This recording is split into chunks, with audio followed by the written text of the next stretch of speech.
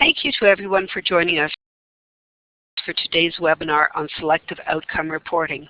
I'd like to thank the funders of Cochrane Canada, without whom these webinars, our training, systematic reviews, and capacity building could not happen. Thank you to CIHR for their support, and to the Ontario Ministry of Health for supporting Cochrane Canada.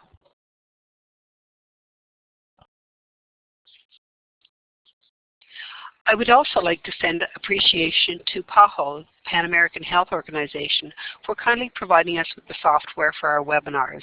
And a special thank you to Dr. Luis Gabriel Cuervo, who produces videos for our webinars. I would now like to introduce two speakers who will present today's webinar on selective outcome reporting. Alain Mayhew is a Senior Research Associate with the Knowledge Synthesis Group at the Ottawa Hospital Research Institute and the coordinator for the Cochrane Bias Methods Group. He worked for years as a physiotherapist and returned to school to do a master's degree in epidemiology at the University of Ottawa, graduating in 1999. He was the managing editor for the Cochrane Effective Practice and Organization of Care Group for 9 years prior to joining the Knowledge Synthesis Group. Al has been involved in a wide range of projects, contributed to over 20 publications, and has presented at local, national, and international meetings. He continues to be very involved in Cochrane training and mentoring. Dr. Alain Tejani is currently a researcher with the Therapeutics Initiative at the University of British Columbia. He is also clinical assistant professor with the Faculty of Pharmaceutical Sciences at UBC, editor with the Cochrane Hypertension Group, and a coordinator for the Lower Mainland Pharmacy Services, Fraser Health. I will now turn the presentation over to Al. Thanks, Eileen. It's really my pleasure to be here today to share some of our experience about selective outcome reporting. Sorry, I'm just playing with my slides a little bit. Maybe if you could just give me a quick thumbs up if you can hear me, or a smiley or something, because one of the challenges I always have about doing these webinars is getting feedback from the audience. So thanks, that's good. All right, wonderful. So I guess my volume is coming through okay. Yeah, I always find them challenging. You never know whether people are laughing at your jokes or not, so I'll try not to crack too many. Anyway, so I'm looking down the list and I see names I recognize and names I don't, so I'm really glad to see that, and I'm glad you're all here on a Wednesday around noon Ottawa time to listen to what we have to say. So I'm going to talk for roughly 20 minutes, and then I'll turn the microphone over to Aaron. We'll try and put in some time for questions as we go to, and just little pauses to do that. But as Eileen mentioned, feel free to send your questions through the chat room, and then we'll get to them when I have the opportunity. Right? So we always need to set the stage at the beginning and talk a little bit about what systematic reviews are and what Cochrane is trying to, what Cochrane focuses on in terms of publishing our reviews. And as I'm sure probably almost all of you are aware, systematic reviews are a collection or collation of all the empirical evidence relevant to a specific topic or question. And one of the things I really like about the Cochrane organization is that we follow a very standard, transparent, clear process for conducting these reviews. People need to register a title. They need to contact the appropriate group and say, this is what I want to do. Here are the resources I have. Here's what my team consists of, etc. Once that gets accepted, they need to write a protocol, which says, here's what we're going to do as part of our review, and then to actually carry it out. And one of the things we're going to talk about today, I'll keep coming back to, is it's this whole issue between the protocol and systematic review, not only in terms of review, but also in the conduct of individual studies, of how do you actually make sure that your protocol is saying what you want to do in your systematic review, and what's the advantage to doing that. So unfortunately, there's always some bias or some issues that need to be identified that may affect the results. We talked about a systematic error or deviation from the truth that could potentially lead to overestimation or underestimation of a study's outcome effect. Okay, so it's affecting the internal validity. I often use blinding as my example. Blinding tends to be the kind of bias many of us are familiar with. And if you have a placebo-controlled trial and participants are aware they're getting the intervention that we hope really works well, they might change their behavior or report the outcomes in a certain way that suggests the treatment is more effective than it truly is.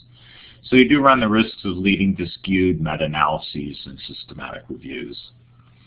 And one of the challenges, though, is that bias is not always clearly measurable. We know it exists, we can document it, but we can't actually say that one particular bias is more of a problem than another. We really don't know if blinding has a bigger impact than selective outcome reporting, for example.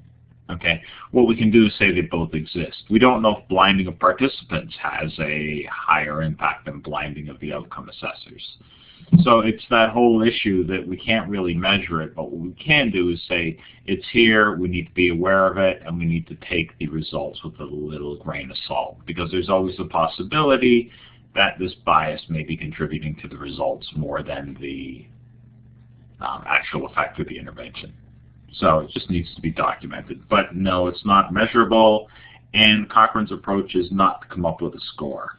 I know this was done in the past by some people who've used that, but because we can't say one bias has more of an effect than the other, it's really hard to come up with a score.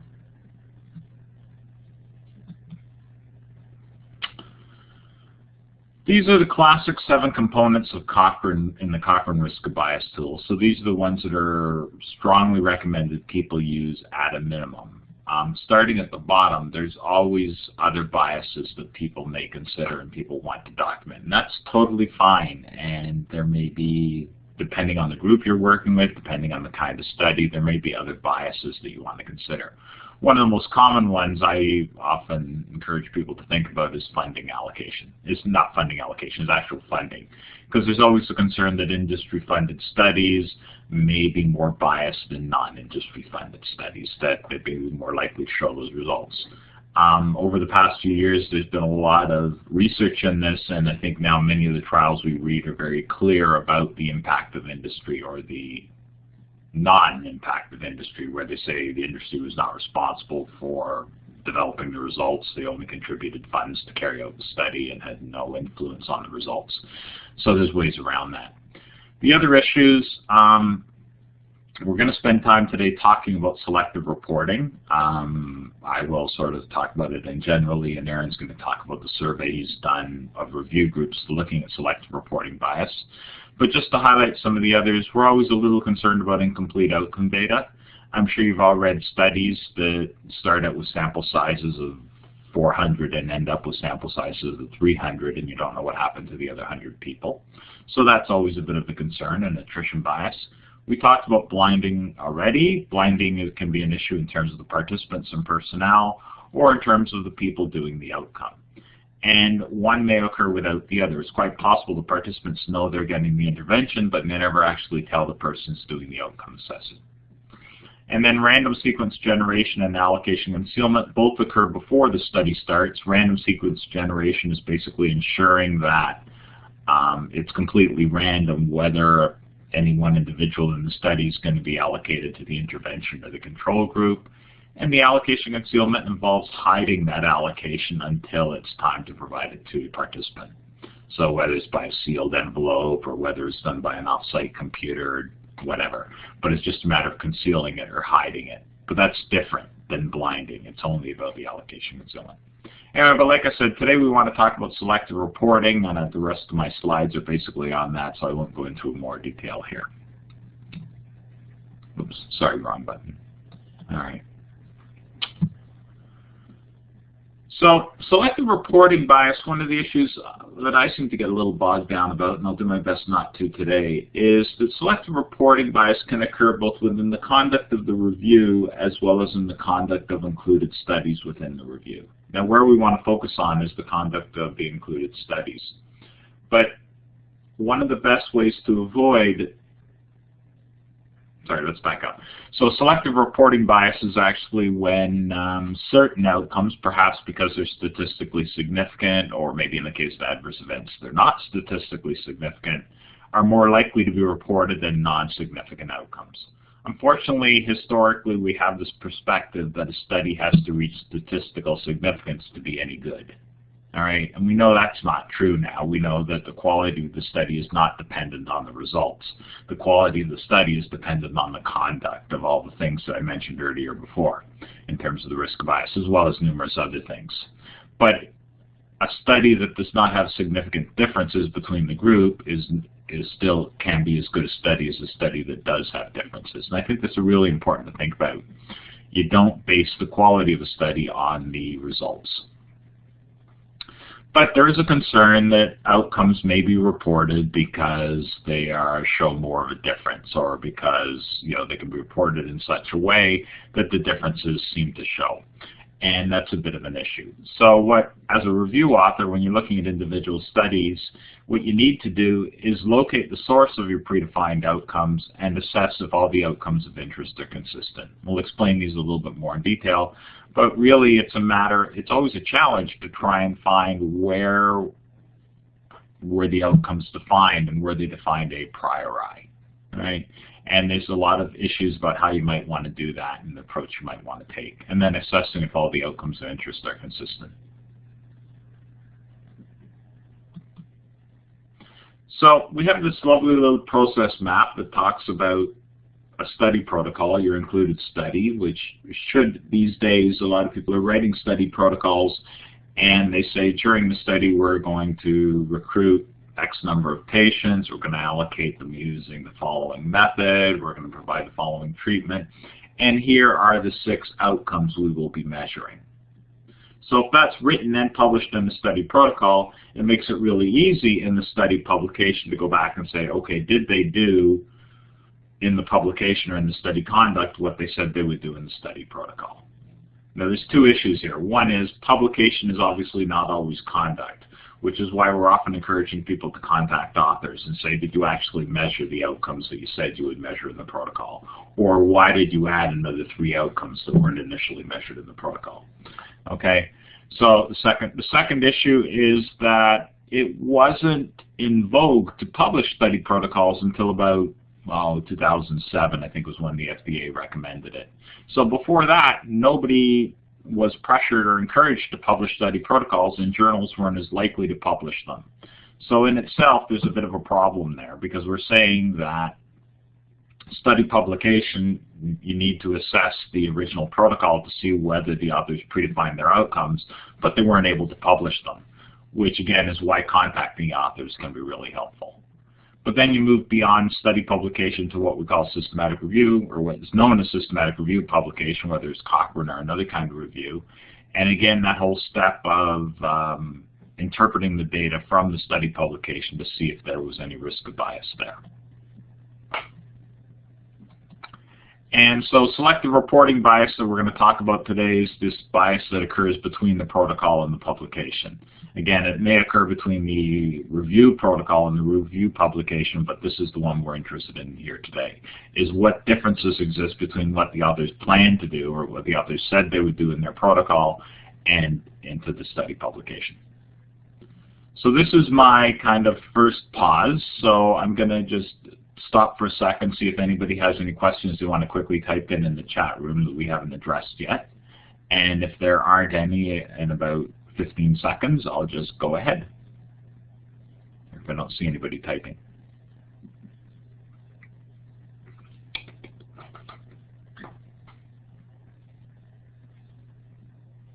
Okay, so that's good. So hopefully it's because I'm being really clear and that your questions are all being answered and that we're able to do that. So we move on.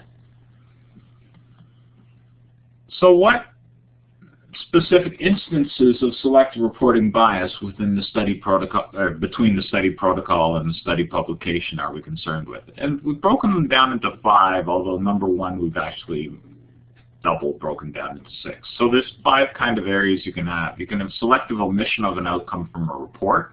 So the outcome was defined in the protocol but not in the publication of the study. You can actually have also selective addition of an outcome from a report. So it's quite possible the outcome wasn't defined in the protocol, but then as the authors continued the study, they decided to do it. There may be an issue around the choice of data. There may be the type of some issues around the reporting of the analyses using the same data, and we'll talk about this in a bit more detail. Authors may decide to report only a subset, or they may decide to underreport the data. And all of these clearly will affect or will lead to a potential bias of selective reporting. And I'm going to go over each of them in a little bit more detail. So this is probably the most common one, and I think the ones we often think happen. Only some analyzed outcome are included in the published report. Maybe the choice are based on the results, maybe on statistical significance, may lead to bias. So you think of any drug trial and there may be 6 different outcomes that the authors decided or the investigators decided to measure in their protocol, but they only report on 4 of them.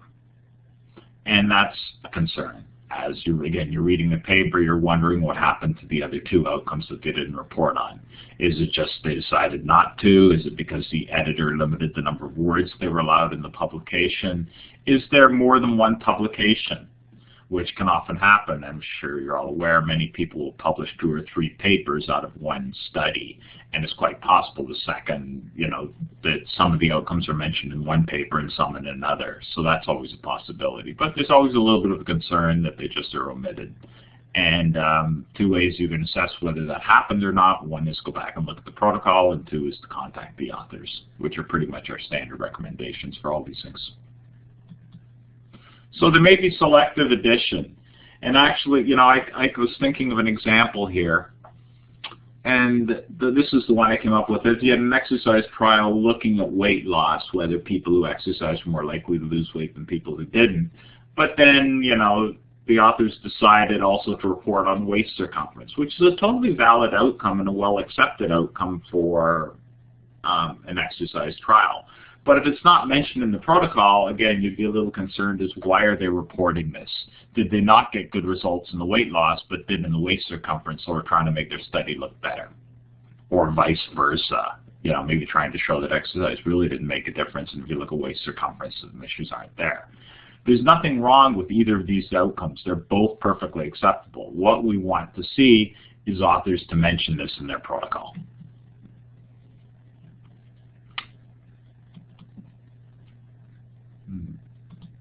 Sorry, I thought I double-clicked there, but I didn't. All right, the next one we're going to look at is selective choice of data for an outcome. So this becomes an issue like you think of something like a randomized control trial for osteoporosis, looking at weight-bearing activity and whether osteoporosis is more common in people in one group versus another. Depending on when you measure the outcome, you may see very different results. So if you measure the outcome after 1 week of intervention, you're probably not going to see a big difference. If you measure it after 3 years, you may be more likely to see that difference, given compliance with the intervention and all sorts of other things. But just the fact is the length of time people are carrying out the intervention for will affect the outcome. So it's the kind of choice of data that they're using within. So it would still be the same outcome. It may still be bone density. It's just you'll see a very different impact whether you do it 1 week after the intervention started versus 3 years. And again, it's a matter of authors in the protocol saying this is what our plan is. This is why we're choosing 1 week because we really think there's a short-term effect. Or this is why we're choosing 3 years. But they need to specify, or specify both. They're going to do both measures. It just, we get a little concerned when people start to have different time points with the different measures at the same time, or different instruments at the same time point. Again, this would be the other issue, especially between groups. They're using an instrument you didn't expect them to use to measure bone density, or whatever the case may be.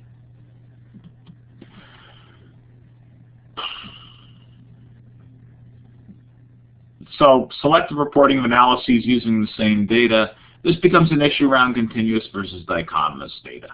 All right, and I always like to use blood pressure reduction because many of us, probably all of us, know that your standard blood pressure measure is 120/80, which is what's recommended as healthy blood pressure. Well, that's what most people use anyway. Some use 110/90, but 120/80 is pretty common.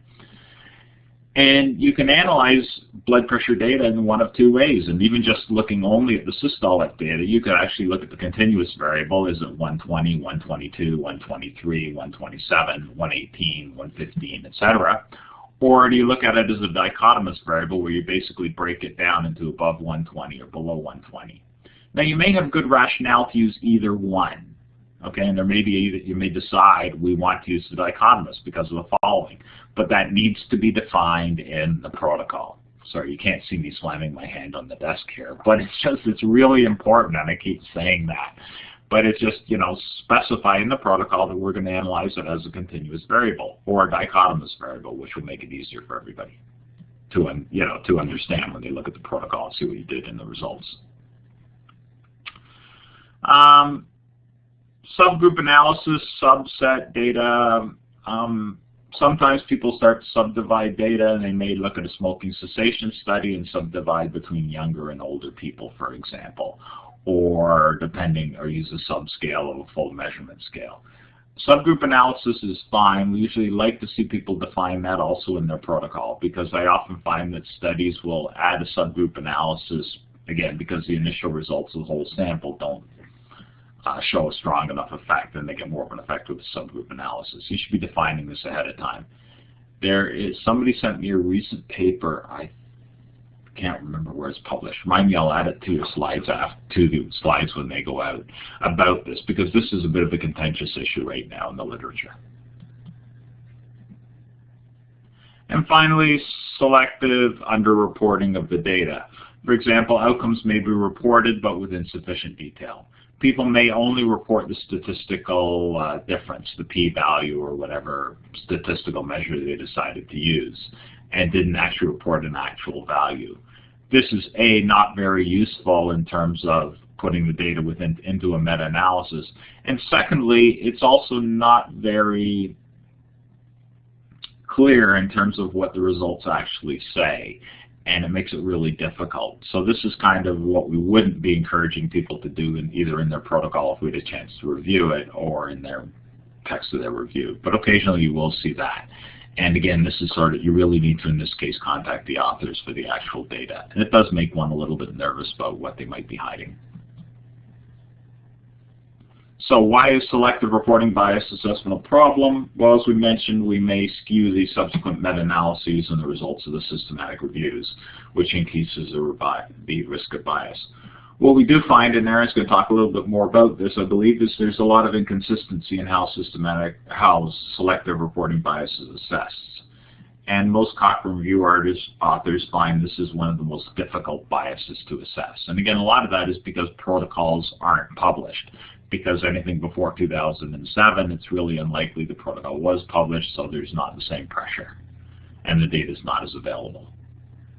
All right, I've got 5 minutes before I turn the microphone over to Aaron. I think I'm pretty good. So this is a schematic diagram that we put together to talk about the approach to assess selective reporting bias that authors of Cochrane or any other systematic reviews should be following. So at the top, you identify your included study. You decide the study by Smith et al. Is going to be included in your review, and you want to assess it for selective reporting bias. All right? And as I'm going to scroll down to the bottom here, there's always 3 categories recommended by Cochrane. A study is either at high risk of bias, low risk of bias, or unclear risk. All right?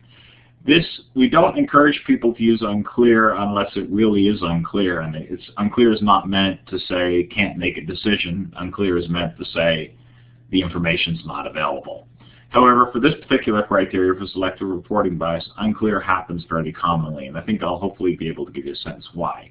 You've identified your included study. You then go down and say, okay, is there a protocol available? Was there a published protocol? And most of the time, the authors within the included study will say the protocol and full details are available in our paper published in 2006. So you can go back and find that data. So either the protocol is going to be available, yes, or it's not. If it's available, the next thing you want to do is see if the outcomes are described. Sometimes people will write protocols and not describe their outcomes in a lot of details. If the outcomes are described and they match, so by match I mean are the same ones in the study publication that are in the protocol publication, then that's a low risk. Okay, if everything fits perfectly, that's good. If they don't match between the protocol and published study, we'd call that high risk. Now, If the protocol is not available, the next thing you do is go look for a trial registration. And again, this should usually be mentioned within the included study publication. So a trial registration, and again, one of two things is going to be happening. Either the trial was registered or it's not. If the trial was registered, the outcomes may be described. And again, do the outcomes match? And if they do, same criteria as before. If the trial was not registered, you need to contact the authors of the study, because there's no, otherwise it's really difficult to tell what decisions they made a priori. Some people are comfortable looking at the methods of the published study and saying, okay, what do the methods say, and can we make this decision from the methods? I personally have a little bit of trouble with that. I don't believe that people write their methods a year before they write their results. I think they sit down in a couple of weeks and they write it all up. So I'm not always convinced that what they say in the methods are decisions they made a priori. There are recommendations in the handbook about how to contact authors of the study, because there's always a little bit of concern that authors aren't going to respond correctly, or they're going to forget what happened, or it wasn't, you know, it's actually a graduate student who did a lot of the work in this area. So there is some suggestions in the handbook about what information to include in contacting authors. And then after you contact the authors, the same question is, are the outcomes described? And do you want to recontact them? And that's why we put this as a jagged line to kind of make the decision.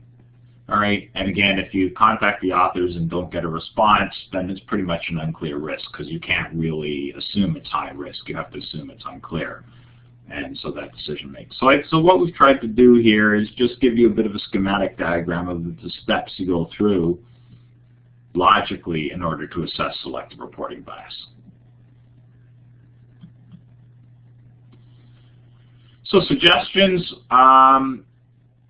most Cochrane author training will cover all risks of bias, including selective reporting bias and how authors should deal with it. And I think one of the things we're trying to aim for is people need to develop a consistent approach across all Cochrane Review Groups, and a framework to assess selective reporting bias so that these issues can be dealt with. And benefits to standardized approach, obviously you're more transparent, it's more uniform and more consistent, and it makes it basically a clear and concise approach so the readers of the review understand what you're trying to do.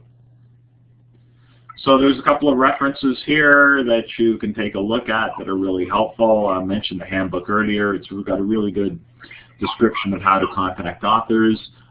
There's this poster by Aaron that he's going to talk a little bit more about, and this paper that also is really helpful in terms of that, covering this stuff. Okay, and again, acknowledging CIHR, University of Ottawa, UBC for their help, and the Ottawa Hospital Research Institute, etc. And how I made myself an acknowledgement. Apologize for that. I'll have to fix that. All right, so I have about 1 minute. I can take any quick questions if people have any before we turn over to Aaron.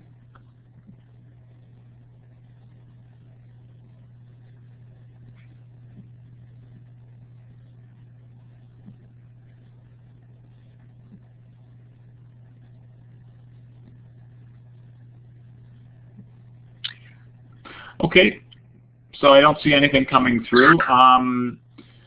My email will be at the end. If anybody wants to email me after, if they have questions they want to ask me privately, that's totally fine too. Otherwise, I will turn the microphone and the platform over to Aaron and let him take on the next half hour.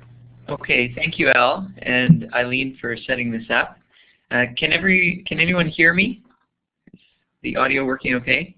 Maybe a thumbs up or a smiley face?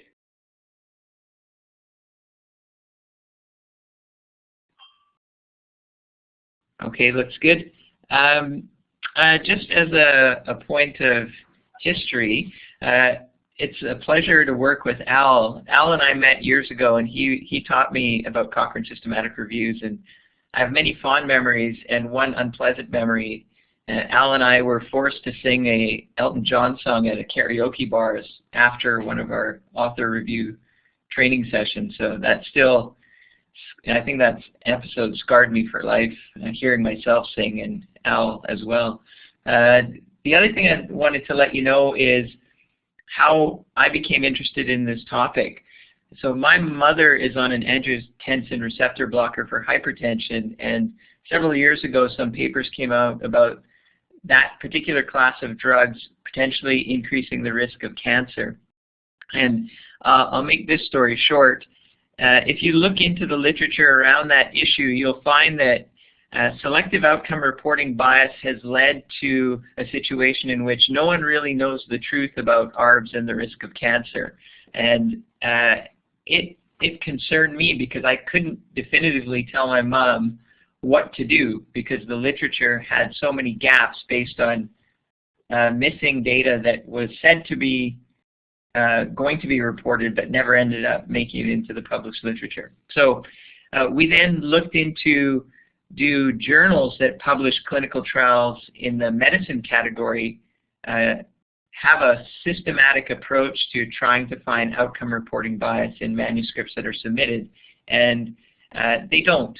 And in fact, they have several reasons for not doing it consistently. And the top medicine journals, in fact, suggest that they don't often detect outcome reporting bias in the manuscript submitted, which is in direct opposition to the research that says that there is plenty of outcome reporting bias in the literature. So we were a bit concerned by our look at the journals, which led us to look at the implications for Cochrane systematic reviews, which is the subject of the survey.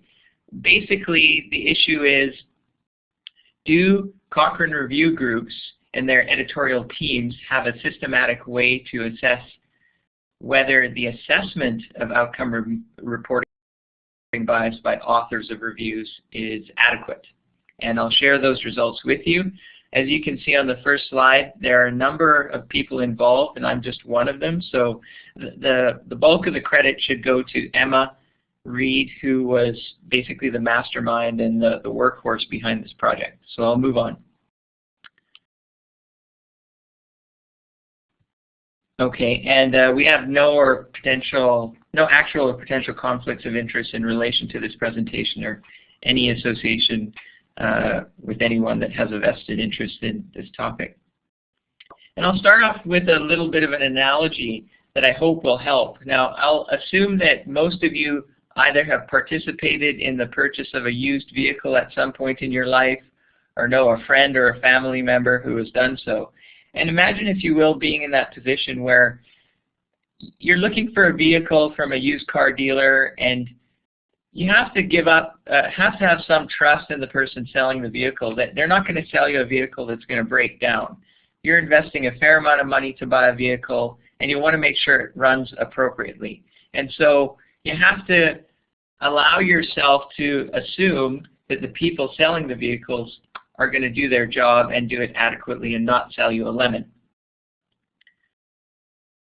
But in doing so, you buy this car from a used car dealer, and then eventually you find out that their inspection wasn't as comprehensive as they said it was, and your car ends up being a lemon and needs to be towed. So now that trust you put in the dealer wasn't necessarily a good idea, or maybe you should have looked into things closely.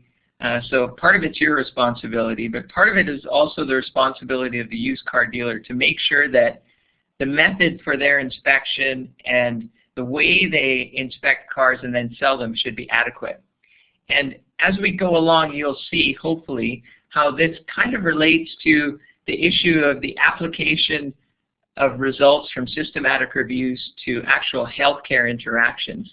So if you think about it, for readers or people that use systematic reviews, they take the evidence and then they apply it to themselves or to policies, or they use it to interact with their patients. And there's a level of trust between the person using the evidence from systematic reviews and the people developing the systematic reviews that's much like the interaction between the person buying the used car and the person selling the used car.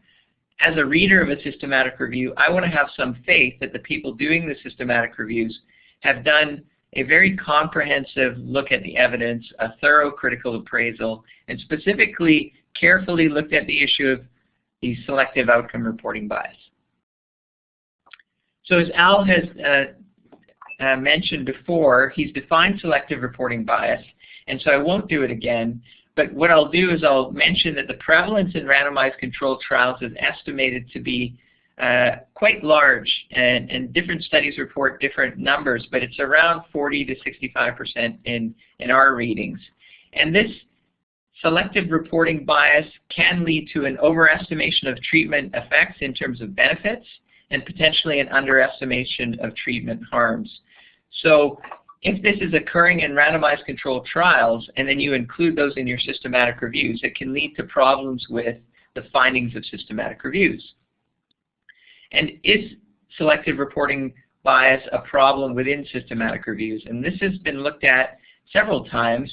In one cohort of Cochrane reviews, there was a prevalence of 34% of Cochrane reviews in this particular cohort included at least one trial with a high suspicion for outcome reporting bias.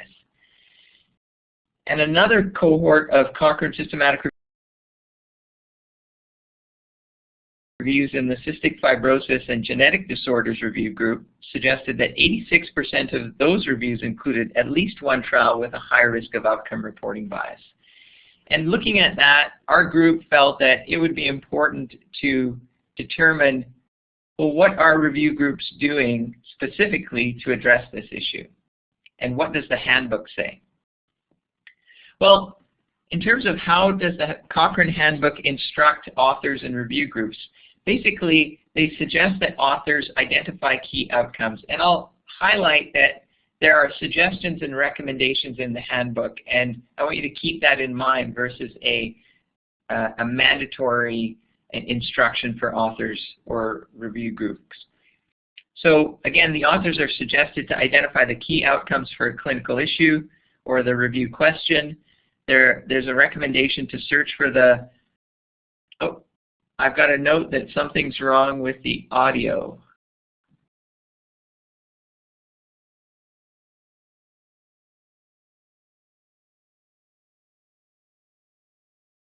Is anyone having a problem hearing me other than the one person that sent a message?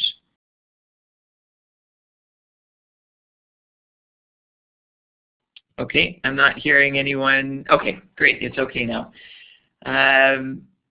So again, the authors are recommended to identify key outcomes, search for a trial protocol, look in trial registries, and if there's inconsistencies in what they're seeing, contact trial authors. But it's not a mandatory step. Now let's take that back to the car analogy. So imagine, if you will, that the used car dealer says to his mechanics, look, I want you to do a safety inspection, and here's the list of things you need to do to get the car ready before I can sell it. One of the things would be, I need to make sure, or you need to make sure for me, that each car on the lot has 4 tires. Each of the 4 tires is round, and they're properly inflated. Now, things can go wrong with that kind of an instruction. So the mechanic goes out to the used car lot to look for 4 tires. He finds 4 individual tires that are round. They're not part of the same set. 1 tire is studded, 1 tire is a snow tire, and the other tire are 2 summer tires. And based on the instructions given to the mechanic says, it meets all the criteria that my boss gave me, throws the tires onto the used car, and you don't need to be an automotive expert to realize that having those mismatched tires, despite the fact that they're round and properly inflated, are not good for the car or the alignment. So what we're suggesting is, for that particular mechanic, a more specific set of instructions would lead to a car that is a better product to sell to a consumer. That being said, we think that's analogous to the issue with the Cochrane handbook, in that we think the instruction should be more explicit, and some aspects of the recommendations should become mandatory. And we'll talk about that in the upcoming slides. So our study was to determine how Cochrane Review Groups and authors, editors assess for selective outcome reporting bias, and if we identified issues, to then suggest ways in which to eliminate the problems that we've identified. And we used an electronic survey through the Fluid Surveys platform, and the survey and the instructions were emailed to 52 international Cochrane Review Group editorial teams. The survey consisted of 21 questions with 7 general themes. And if anyone's interested in looking at any of the details and the data other than the names, linking Cochrane Review Groups to responses, I'd be happy to share those with you. And after we had completed the emails to the review groups and sent out reminders, we had what we thought was an impressive response rate. So 42 out of the 52 review groups completed the survey, and we looked at assessments of risk of bias into 3 themes. Basically, the completeness of the assessment, the appreciation for the implications of selective reporting bias by authors in review groups, and the third one, which is I think one of the more interesting pieces, is what review groups felt about the capability of authors in doing the assessments versus the responsibility of who's responsible for doing the assessments and checking them. So let's talk about theme number 1, the completeness of selective reporting bias assessments. 85% suggested that they referred their authors to the instructions within the handbook, which is no surprise. 88% insist that the risk of bias table be completed for each included RCT, which is again no surprise. In fact, we would have suspected that it would be 100%, but we came up with 88%. And just some interesting quotes you'll see in the bottom right-hand corner of some of the slides that don't necessarily represent every review group, but we thought these responses were worth mentioning because they were quite interesting. So one group said, our data extraction form asks if a trial protocol has been identified. And if it has, then it's to be noted that there's no formal push to get the authors to look for the trial protocol for that particular review group.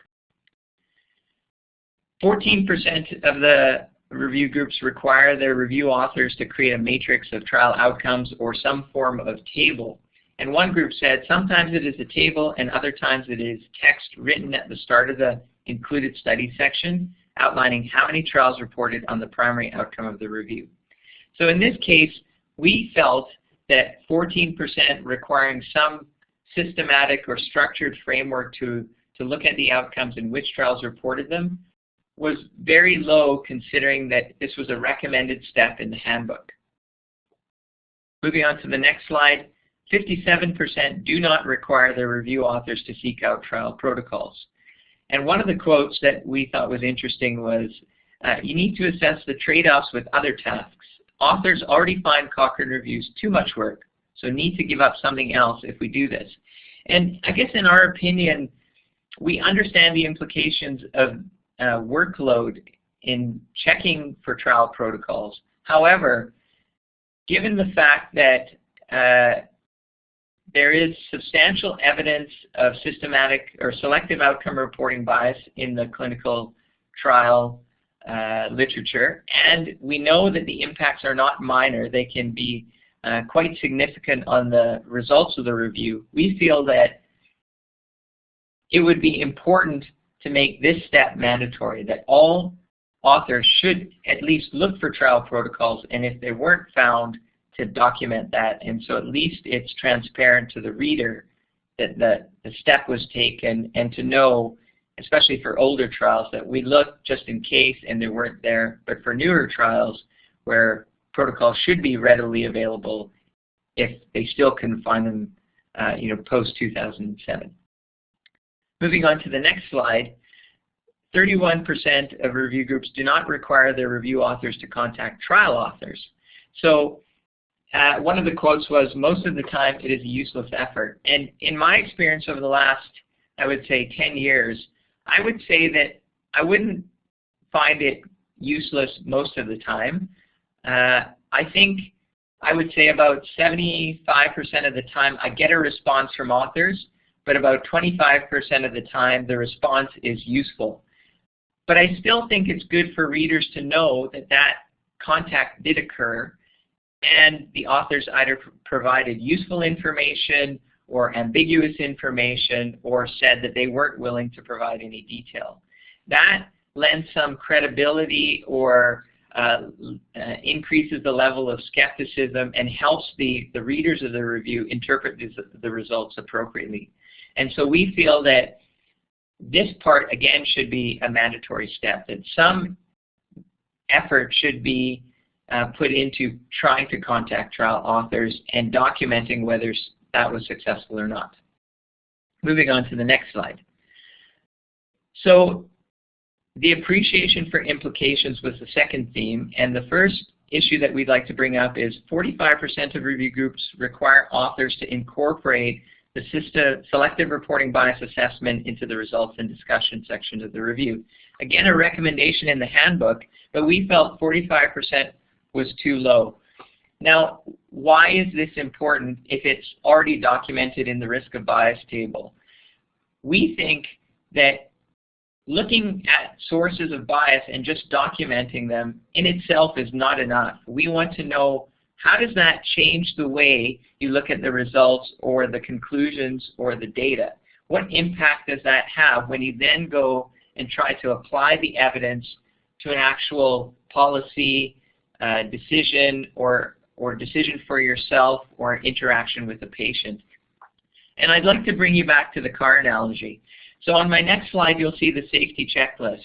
Now, the stuff in the red boxes would be the stuff that we would refer to as discussing the implications of the risk of bias in the discussion section. So if you just had your risk of bias table, you might have the tick boxes to say the mirrors are in place in the used car, the headlights and signal lights work, and the engine starts.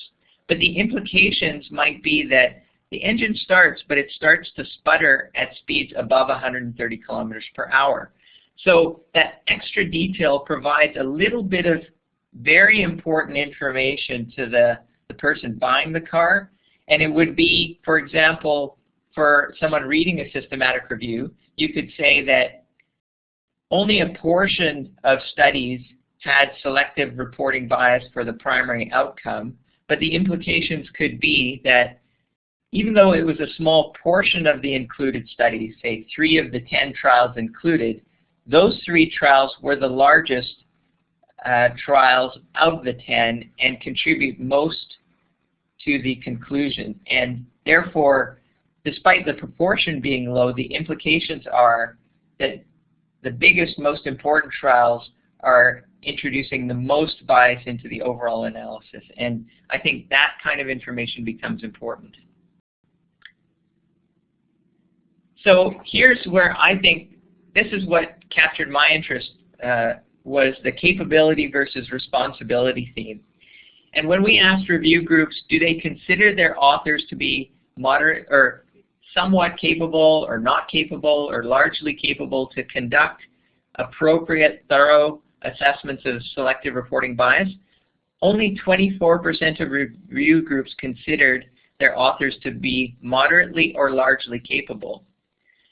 Now, the really interesting part is you would think that if you don't consider your authors to be largely capable, that we should then be checking up on their assessments to make sure that if they don't have the skills, we should see what kind of a job they did, and if they didn't do a good job, then we should help them or try to identify errors in their assessments and then try to help them fix them. Well, only half of review groups verified the selective reporting bias assessments before publication. So we think there's a bit of a disconnect here. Review groups seem to be putting the responsibility on the authors and not checking about half the time, but most of the time they feel that their review authors aren't capable of holding that responsibility. And that's our interpretation of those 2 questions. So those are the 3 main themes that we found. If you'd like to know more about all the answers to all the 21 questions, again, we'll make those available. But based on those 3 themes and the problems identified and our interpretations, we have some possible solutions. One is it's necessary to incorporate a multifaceted strategy along the entire continuum of the review. So all the way from in standard author training, a greater push to teach prospective authors about the importance of selective reporting bias and the implications not only to the conclusions of the review, but to healthcare in general. Then in terms of protocol development, maybe some revisions to the handbook to make certain steps mandatory, and then getting the review groups to find a practical way to maybe do some more comprehensive checks on if the authors are actually doing appropriate selective reporting bias assessment. So from the very beginning, the inception of the idea that someone wants to do a review, all the way down to when they finish their review and the review groups are doing the peer review of that particular document. And some specific suggestions would be to maybe make this idea of a table or matrix mandatory, and in that matrix some clear ways to communicate to the readers of the review whether a protocol was sought, contact was made with the authors, what kind of information was provided, and all those steps we think should be mandatory. The other thing that we think needs more emphasis from the review groups is to ensure that the implications of any selective reporting bias be discussed in the review. And we think that that's important. Just looking at bias and not discussing how that's going to change your opinion of what you found is not going far enough. We shouldn't bother looking for bias unless we're going to say, what does that mean? And we understand that asking editorial teams and peer reviewers to go and check every single selective reporting bias assessment for every single trial is not feasible.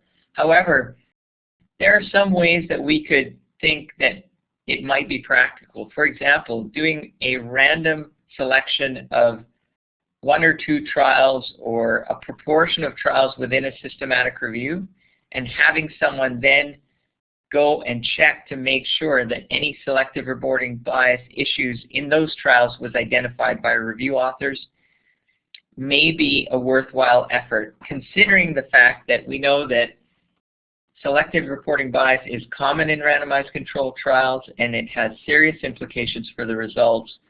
We do not feel that that type of an effort in terms of a random check would be fruitless. I think it would be very, very useful for readers to realize that this type of bias is thoroughly assessed for and discuss the implications. Here's just an example of some of the matrix forms that could be used, and you can see those in the slides later. I won't spend too much time. And here's a list of documents that we've referred to in thinking about how we interpret our results and preparing for this presentation and our project. So those can be made available to you in the future as well. And again, I'd like to thank a few people. In order to get the survey responses so high, we had great help from the Cochrane editorial unit. Toby Lasserson and David Tubby were instrumental in helping us. Al has been great, and Manisha in terms of developing a manuscript for publication, and people like Jamie Kirkham, who's been involved with looking at our survey and helping with a subsequent project we're working on. So it's certainly been a large family that's contributed to the success of our project. So thanks to everyone. And I guess I'll open it up for questions for both Al and I at this point. Thank you very much, Aaron and Al, for presenting today. And let's all send them a round of applause before we take any questions. We also, in addition to having some time for questions, and before we're waiting for them to come through, please complete the evaluation. A link will be sent in through the chat room, which you can link to, and please give us your opinion. Now, Aaron, we do have a question. How you downgrade the quality of evidence when many registered trials were not published at all? For example, mortality after treatment, X versus placebo, was evaluated in 20 trials, but only 10 high-quality RCTs were published. Okay, let me think about this. How do you downgrade the quality of evidence? Many trials were not published at all. It's actually it's written in the room too, in the chat room, if you want to actually see it. Sure. So I just want to make sure I understand. So you're saying you're aware that 20 trials may have started out in terms of publishing a protocol saying we're going to look at mortality, but 10 high-quality trials were only found to publish that kind of data, and the other 10 trials, we don't know what happened to them. Is that correct? And assuming that's correct, I guess we've looked at situations like that in some of our reviews and suggested looking at, so one thing you could do in the implications section would be to look at the magnitude of effect that you see in the trials that do publish the mortality data and say, okay, we're looking at, say there's 1,000 people in the treatment arm total versus 1,000 people in the control group total, and the difference in the number of deaths, assuming that the treatment reduced mortality, was 10 fewer deaths. Then you could talk about, well, what is the magnitude of missing data? So if you know roughly what the total sample would be in those 10 missing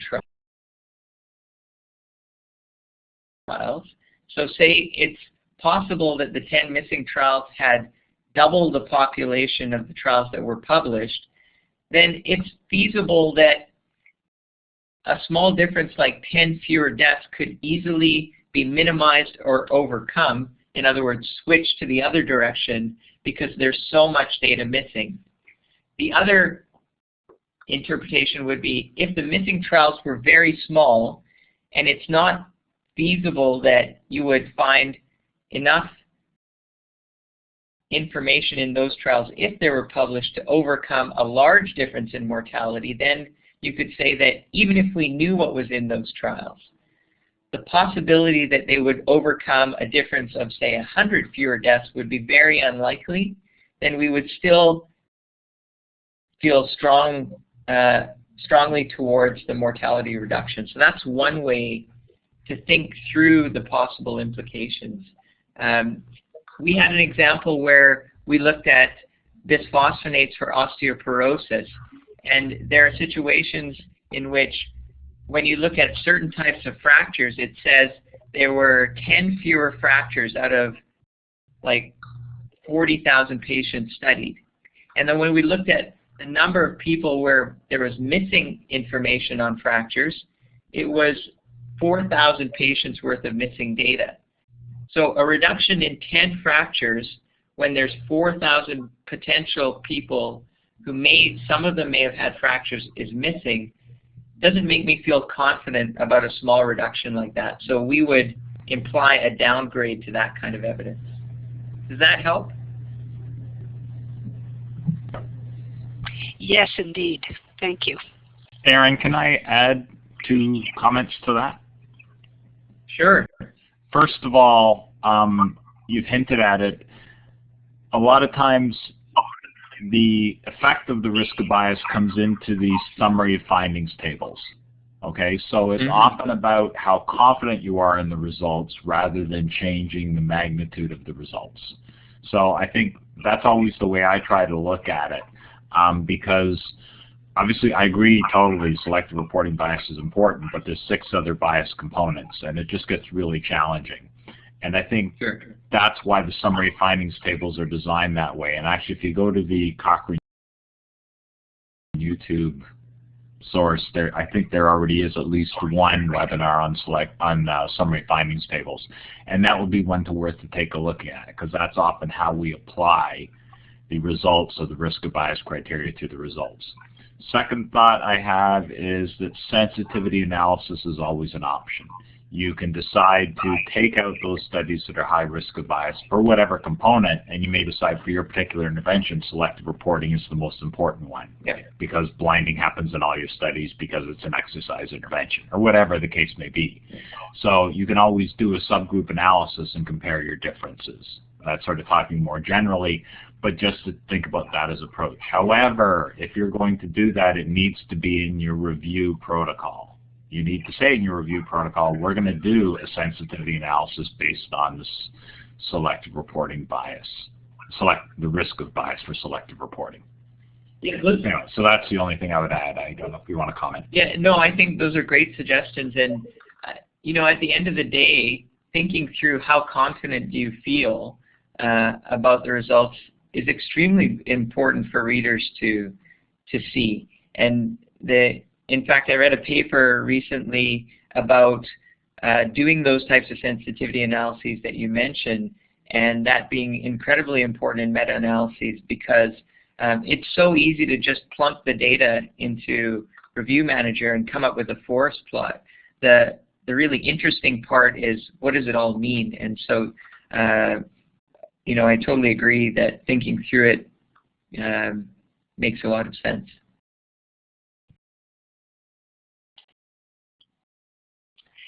If there are any other questions, please place them into the chat room. So far, we haven't had any. Okay, I think can I throw one out to Aaron? Can I ask Aaron a question? Sure. He's not going to shoot me to this one. How do you feel about identifying authors that you contact? Like, do you think when we're reporting, we're saying, you know, we contacted 6 authors? Do you say which studies the authors, which studies for which the authors did not respond? Or do you just say we didn't see response from authors of 3 of the 5 studies? You know, it's that whole question of, you know, being transparent versus embarrassing people, and I just wondered if you had any thoughts on that. Well, I think at some, you know, given the magnitude of the problem with reporting bias and just bias in general in the published literature, I think we need to put aside some of those concerns about outing people and hold some people's feet to the fire. And I think if we all start doing it in a respectful way, then we'll all feel obliged to, you know, make the effort to respond in an appropriate amount of time, provide details, even if the details are, you know, I did that trial so long ago I can't remember the reason. But it's, I guess my answer to the question is I don't have any problem with it, that eventually if we are respectful and we put out names of people who are reluctant to give information that should be in the public domain, that maybe over time people will get tired of being outed and they'll actually start to provide information. But again, I didn't get into systematic reviews to make any friends, and I don't think it's going to be a popular step in the meantime, but I think that's the least of our concerns. It's getting the truth out there. Yeah, no, I agree. I think being transparent about it and just saying, you know, so-and-so said that, you know, this study, the authors did not have the data because it was carried out 25 years ago, and that's perfectly acceptable. Mm-hmm. I mean, the concern for me is the situations in which they say, we'll be happy to share the reasons or the details with you as long as you sign a confidentiality agreement. Those are things I think readers should be aware of, and that's happened to me multiple times where, well, what if I saw something that's bad? You're telling me that I can't tell readers about it? And they basically say, yeah, that's exactly what we mean. So I'd want to know if the mechanic found that my engine's going to blow up, but the car dealer was reluctant to tell me. And I'll just throw in one last comment because I know we're over time, but I think this is incredibly important. We've identified that there's an issue here, and we have 2 options. We can try to be very explicit and transparent about doing our assessments and the results of our assessments, or the other option is we can just say, yeah, we know that there's a problem, but we just don't have the time to deal with it. Or we haven't thought enough about the ways to find the time to deal with it. And I don't think the latter option is a responsible way to go, given the ideals of Cochrane. So I think we need to put our heads together and figure out a way to get it done. Thank you very much, Aaron and Al, for a very thoughtful and thought-provoking presentation. I would also like to thank everybody for joining us, and we hope that they will join us this fall and winter for more webinars, including a series titled Supporting Evidence-Informed Policymaking. So again, thank you and have a good day.